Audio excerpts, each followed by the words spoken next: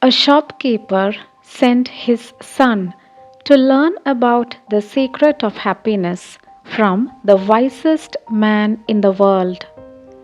The lad wandered through the desert for 40 days and finally came upon a beautiful castle high atop a mountain.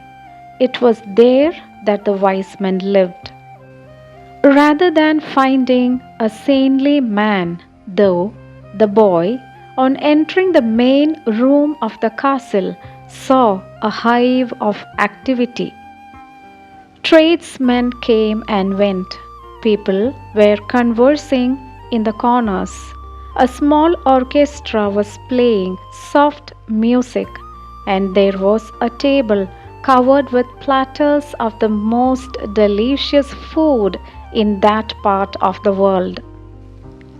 The wise man conversed with everyone, and the boy had to wait for 2 hours before it was his turn to be given the man's attention. The wise man listened attentively to the boy's explanation of why he had come, but told him that he didn't have time just then to explain the secret of happiness. He suggested that the boy look around the palace and return in 2 hours. Meanwhile, I want to ask you to do something, said the wise man, handing the boy a teaspoon that held 2 drops of oil. As you wander around, carry the spoon with you without allowing the oil to spill. The boy began climbing and descending the many stairways of the palace, keeping his eyes fixed on the spoon. After 2 hours, he returned to the room where the wise man was.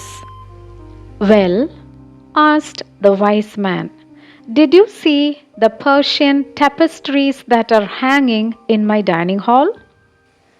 Did you see the garden that it took the master gardener 10 years to create?